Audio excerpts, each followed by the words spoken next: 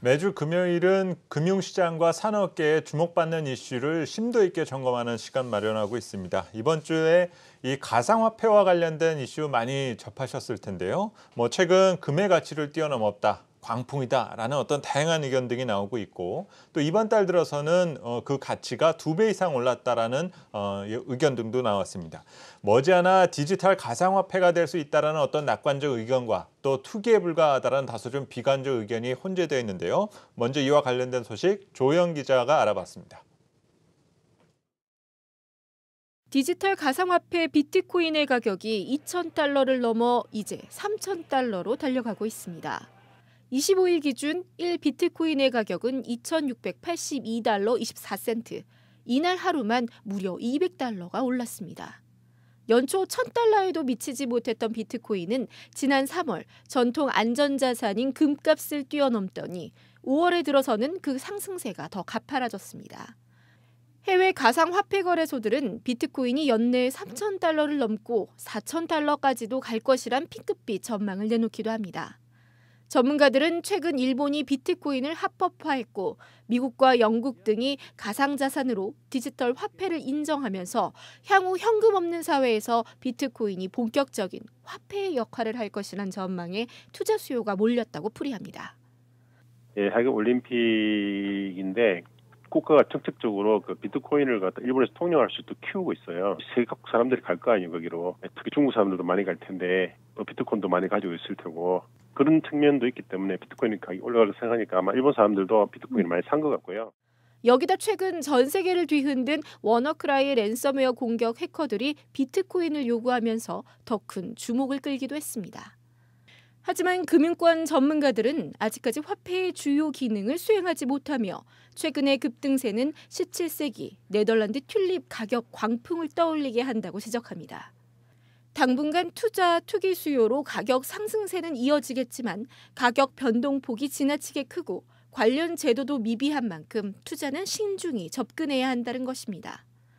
한 증권사의 파생 담당 연구원은 온라인상의 비트코인 관련 글을 보면 대학생 등 20대 초반 투자자들도 많은데 실체가 없는 것에도 쉽게 움직여 투기 과열 현상을 보이고 있다고 우려했습니다. 일각에서는 비트코인을 금과 같은 금융 안전자산으로 여기고 투자하기보다는 미래 기술로 보고 투자해야 한다며 혁신 기술을 기반으로 한 새 금융 시스템을 배운다는 자세가 유효하다고 조언했습니다. 한국경제TV 조연입니다.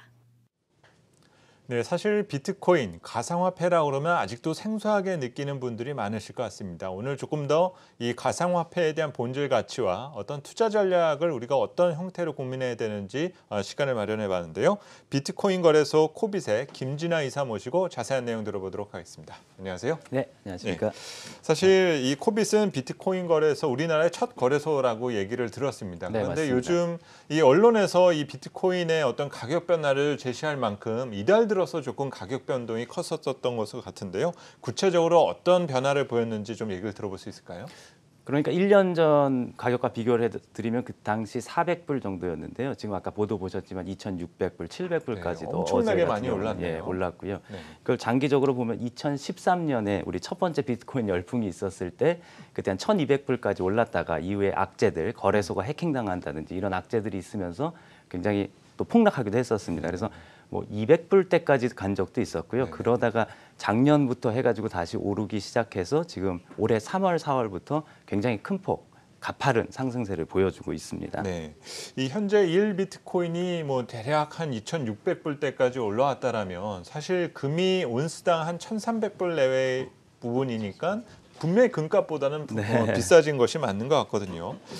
우선 최근에 이런 비트코인의 가격이 구체적으로 변하게 된 구체적인 이유를 한번 찾아볼 수 있을까요? 금을 지금 말씀하셨는데요. 금이 이제 안전자산인데 비트코인은 그렇죠. 사실은 보셨겠지만 비트코인이나 기타 디지털 자산들은 굉장히 등락폭이 컸습니다. 그렇기 때문에 안전자산이다라고 보기는 어려울 것 같고요. 그렇지만 기존의 자산 시장을 보완하고 대체하는 효과가 좀 있다. 그래서 전문가들 학계 연구 결과에 따르면 기존 자산 시장과 약간 반대로 움직이는 경향이 있기 때문에 대체 투자처로서 좀 유효하지 않은가 이런 시각들이 또 있고요. 그다음에 이 비트코인의 그 기반이 되는 블록체인 기술, 우리 분산 장부 기술이라고 하는 항상 것들. 이 비트코인을 얘기를 하게 되면 블록체인이라는 말이 항상 뒤따르거든요. 네, 근데 네. 사실 연세가 있으신 분들은 블록체인 그러면 우선 당장 상당히 어렵게 느껴지니까 네, 그렇죠. 조금 블록체인을 쉽게 좀 설명을 드릴 수 있을까요? 그러니까 장부 관리자들, 금융기관이 관리하는 것이 아니라 사람들이 참여적으로 그걸 해도 기술적으로 더블 스펜딩이라고 해서 이중 지불을 하거나 그리고 오류가 없게끔 잘 관리되는 시스템입니다. 그래서 그것의 첫 번째 사례로 비트코인이 나왔던 것이고요. 그래서 최근 여러 코인들이 오르고 있는데 그 코인들은 비트코인을 필두로 해서 블록체인 기반에서 발행된 디지털 에셋이다. 우리가 이렇게 좀 기술적으로는 정의할 수 있을 것이고요. 네, 그렇군요. 그 블록체인이 전 세계 유수 금융기관들이 주목하면서 이 기술을 활용하려고 하다 보니까 이 블록체인 기반의 디지털 에셋들도 동반 상승하는 이런 효과가 있는 것 같습니다. 그래서 우리가 인터넷 기술도 퍼블릭 도메인, 그러니까 공공 기술이지 않습니까? 블록체인도 오픈 소스로 공공 기술인데 예전에 인터넷 기술 자체는 투자를 못했습니다. 인터넷 기술을 활용해서 서비스나 제품을 만드는 회사들에 투자를 했었는데 이제 블록체인 시대가 되면서 그렇지 않고 회사들에 투자하는 게 아니라 블록체인상에서 발행된 이런 디지털 에셋에 투자할 수 있는 길이 열렸기 때문에 그런 쪽도 관심이 많아진 것 같습니다. 예. 이제 가장 궁금한 것은 과연 이 비트코인, 이 가상화폐가 기존 통화에 대한 대체 수단인가 아니면은 안전자산인 금의 대체 수단인가에 대해서 조금 아직 기준이 선 것 같지는 않아요. 네, 근데 네. 문제는 안전성 측면에서 역시 가상화폐이다 보니까 아까 말씀하셨던 것처럼 혹시라도 뭐 해킹이 되지 않을까, 나의 자산이 사라지지 않을까라는 것들에 대한 의문을 계속 가질 수밖에 없을 것 같습니다. 과연 안전한 자산이다라고 우리가 믿을 수 있는지 그 의견도 한번 들어보고 싶네요. 그 블록체인 자체는 사실은 그러니까 비트코인이나 이더리움 같이 그러니까 퍼블릭 블록체인이라고 우리는 공공 블록체인 중에 규모가 큰 것들은 굉장히 안전하다라는 것들이 이제 공공기관들도 인정하는 사실입니다. 특히 이제 2013년도에 미국 상원 청문회를 거치면서 그런 내용들이 공유가 많이 됐고요. 다만 개별 기관들이 운영하는 블록체인이라든지 아직 신생 블록체인에서 발행된 코인 같은 것들은 그런 블록체인의 이제 안정성이라는 게 사실 분산 효과에서 오는 것이거든요. 그 분산 효과의 임계점을 돌파하기 전까지는 우리가 그 안정성을 100% 확신할 수는 없다. 뭐 이런 것들. 그리고 이 블록체인 기반 자산들, 비트코인이나 이더리움을 매개하는 거래소들은 지금까지도 그래왔지만 여러 차례 해킹이라든지 사건 사고에 어떤 온상이 되어 왔습니다. 그래서 저도 거래소를 창업해서 운영하고 있지만 거래소들의 신뢰와 안정성 그리고 금융당국의 합리적인 규제 같은 것들이 꼭 필요합니다. 네, 사실 이 요즘 비트코인 가격에 대한 변화 때문에 이제 서서히 조금 관심을 두지 않다가 관심을 두는 네. 분들이 분명히 생길 것 같거든요. 과연 이런 비트코인에 대한 투자 방법은 어떤 것이 있는지가 좀 궁금합니다. 일부에서는 뭐 비트코인과 관련된 ETF가 상장될 수도 있다라는 부분 등도 제기가 되지만 이런 비트코인이나 이더리움을 투자하기 위한 방법은 어떤 것들이 있나요? 뭐 직접 투자가 가장 뭐 편하고 좋겠지만 지금 가능하고요. 그런데 이제 비트코인 자체를 쓸 때는 이제 비트코인 현찰과 같은 것이기 때문에 개인이 이제 지갑 프로그램을 잘 관리해야 된다든지 이러기 때문에 사실 낯설은 측면이 있습니다. 그래서 지금 미국에서는 몇 년째 개인이 직접 투자하지 않고 ETF로 상장하려는 그런 움직임들이 있고요. 그래서 미국의 증권거래위원회에서도 굉장히 긍정적인 스탠스는 취하고 있습니다. 근데 올 3월에도 그것이 거절된 것들은 좀 더 기술적인, 그다음에 기존 제도권 시장의 어떤 이런 룰과 좀 더 합일되는 그런 모습들이 필요하다. 이런 의견들을 내면서 그러나 미래에는 이게 굉장히 중요한 ETF가 될 것이다. 이렇기 때문에 조만간 일반 투자자들이 그런 낯설음이나 불안함 없이 ETF를 통해서 투자할 수 있는 여건이 오지 않을까 생각합니다. 네. 그렇다면 뭐 요즘 뭐 워낙 4차 산업혁명과 관련된 이런 분위기 등이 만들어지다 보니까 또 자연스럽게 이런 비트코인 등과 같은 가상화폐 등의 어떤 새로운 수단에 대해서도 관심이 커질 수밖에 없는 것 같거든요. 문제는 이런 가상화폐가 어느 정도까지 우리 실생활에 오게 될 것인가 이 점에 대해서 조금 궁금해하는 부분이 있을 것 같습니다. 과연 새로운 화폐의 수단이 된다라고 보시는지 그 의견도 듣고 싶네요. 그러니까 제가 처음에 이제 설명을 드릴 때 비트코인이 컨슈머 커런시, 그러니까 소비자들이 막 결제 수단으로 지급 결제하는 화폐는 안 될 것이다라고 이제 한 작년 초반부터 말씀을 드려왔는데요. 네. 그렇습니다. 이것을 그냥 크레딧 카드나 이런 거 대체하기는 굉장히 저는 무리가 있다라고 그렇죠. 보고요. 다만 기존의 지급 결제 시스템들이 하지 못했던 새로운 것들, 지금 말씀하셨듯이 듯이 4차 산업혁명 시대가 오면 단순화해서 말씀드리면 기계 대 기계가 어떤 알고리즘에 따라서 금융거래를 하게 됩니다. 그리고 결제를 하게 됩니다. 우리 집 세탁기나 냉장고가 아마존에서 거래를 하고 뭐 이런 단편적인 사례들이 있는데 뭐 그럴 때 자동차와 자동차, 무인 자동차 간의 금융거래라든지 또 지금도 불가능한 게 글로벌 단위에서의 마이크로 페이먼트, 아주 소액 결제, 뭐 몇백 원, 몇십 원 단위는 못 하거든요. 네네. 그 비용 때문에, 비용 그렇죠. 구조 때문에 그런 것들. 그래서 기존의 금융 거래가 이루어지지 않는. 그래서 사실 이런 블록체인 기반의 어떤 금융 거래가 4차 산업혁명의 금융적, 경제적 인프라가 될 것이다. 뭐 이런 예측이 힘을 받으면서 사실은 비트코인 거래만 지금 화제가 되는 것이 아니라 이 블록체인을 그런 스마트 그리드라든지 자율주행 자동차 뭐 이런 데 결합시키는 움직임들이 글로벌 IT 기업들을 필두로 해서 굉장히 활발하게 진행되고 있습니다. 네, 이 사실 비트코인이 등장한 것이 지금 몇 년 되지 않았습니까? 그래서 네. 이제 이게 가상화폐구나라는 것들은 어느 정도 알겠는데 네. 이제 뭐 이더리움의 가치도 급등했다는 얘기가 나오면서 도대체 그럼 또 이더리움은 뭔가 네. 좀 궁금해하시는 분들도 있거든요. 네. 뭐 비트코인과 같은 거라고 보면 되나요? 비트코인과 마찬가지로 블록체인 상에서 발행된 화폐고요. 화폐 단위가 이더라는 화폐 단위고요.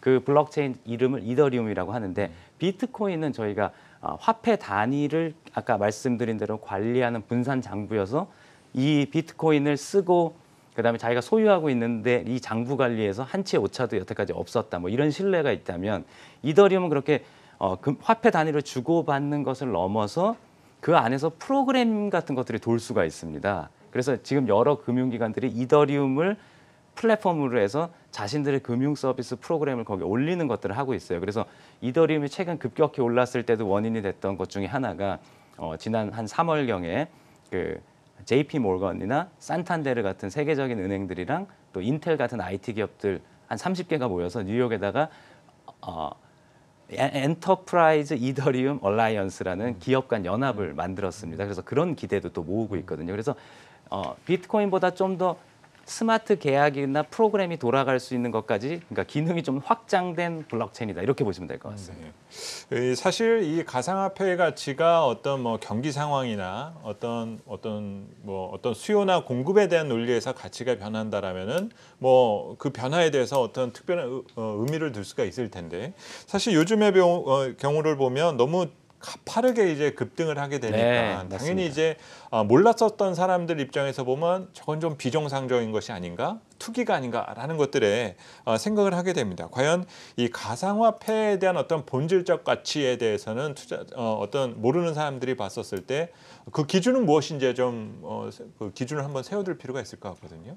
제가 보기에는 이거는 미래에 대한 기대의 가치가 굉장히 기반이 돼 있다. 현재적 가치보다는 그렇게 분명 말씀드릴 수 있고요. 제가 2013년에도 말씀드렸지만 투기적이다. 투기적인 요인이 분명히 있다. 물론 그것만 있는 건 아닙니다. 그래서 저는 튤립 열풍과는 본질적으로 좀 다르다라고 보는데, 왜냐하면 또 네트워크 이펙트, 네트워크 효과도 있기 때문에요.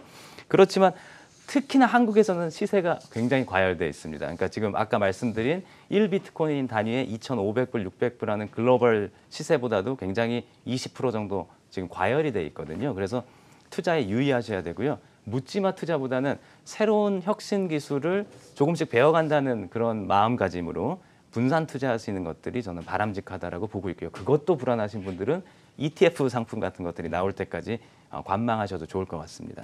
하나 제가 원고에는 없는 부분이지만 하나 궁금해서 여쭤보고 싶은 부분이, 보통의 어떤 자산 시장의 가격 변동이 나오게 되면 수요와 공급 논리가 서로 이제 충돌을 하게 되지 않습니까? 그리고 수요가 몰리게 되면 당연히 가치가 급등한 것은 당연한 거죠.